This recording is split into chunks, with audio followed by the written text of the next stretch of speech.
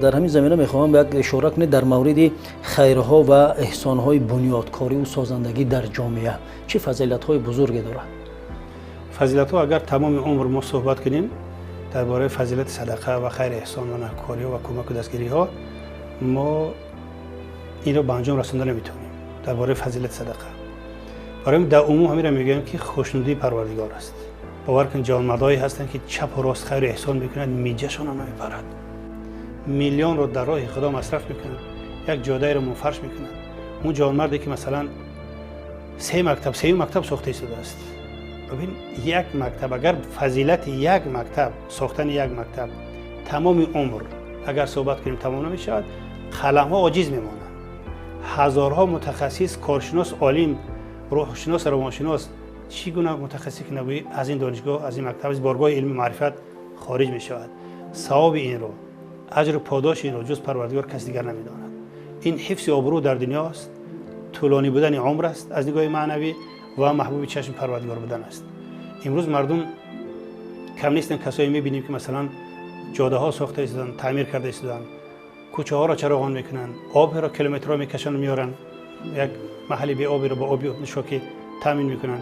زمین ها را از حساب پول صدقه هموار کرده اختیار مردم میدین که زراعت بکارند و غیره. یا پول کوپرک ها ساخته ایستادن، خوش به حال برادران که اندیشه خیر و نیکوکاری و احسان در دلشون بیدار است. پروردگار همراه کسی است، دست کسی به دست پروردگار است که همیشه در اندیشه صدقه است، خیر احسان است، بیدار بودن روحی خیر احسان در دلش است و نیکوکار است. بله. و پرهیز میکند. از چی کوشش میکند در این مال صدقهش از حرام آلوده نکند، از غصب آلوده نکند، از مال حلالش باشد. ما و شما میبینیم شب و روز که مثلا کوپرک‌ها ساخته شدن. ببینید کسی هست که میگه من یک قابچه سمنت از او را میرسد. یک خرما را اندک نپندار برادر یا خواهر محترم. این صدقه جاریه است. صدقه جاریه 1000 سال بیشتر اجر پاداش باقی میماند. کسی است که سمن برده نمیتواند، ارماتور برده نمیتواند، اما میرد با نیروی خود جسمانی کمک میکند. میگه من پول و مال ندارم، ما جسمانی تو کمک میکنیم. دیده ایستیم جان مرد را.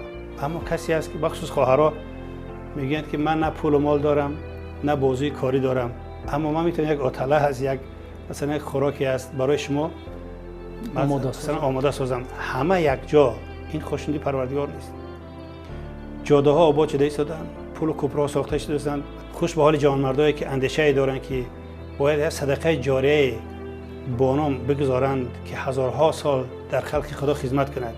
من فکر میکنم اگر ماهیت و فضیلت صدقه یا خیر احسان یا نیکوکاری بر گوش چنین مردم اگر سری وقت رسانده شود، یکی از نیکوکارها میشوند و عشقی خیر احسان در دل اینا جا میگیرد و مهر پیدا میکنند نسبت به مردم. سبب چون است که عادت نکردن به خیر احسان. اگر یک بار که عادت کردن از یک کس سپاس شنیدن، از یک کس دعای نیک شنیدن، از کسی دیگر در جای دیگر وصف کردن، دیگر راه اندازی میشود. خیر احسان در جامعه پیاده میشود. پروردگار عظیم شأن در سوره منافقون آیه 10 میگوید که بعد از اون افسوس نخورید که ای پروردگاری من، کاش در دار دنیا کمتر حیات مرا موقوف میگذاشتی، یک صدقه میکردم، از جمله صالحان میبودم. برای این پروردگار عظمت صدقه رو، بزرگی خیر احسان رو حتی اندک هم باشد با این آیت بیان کرده شده است که غنیمت دانستن فرصت عمر است. صورت از به صورتی آمد برون، باز گردید اینو الیه راجعون.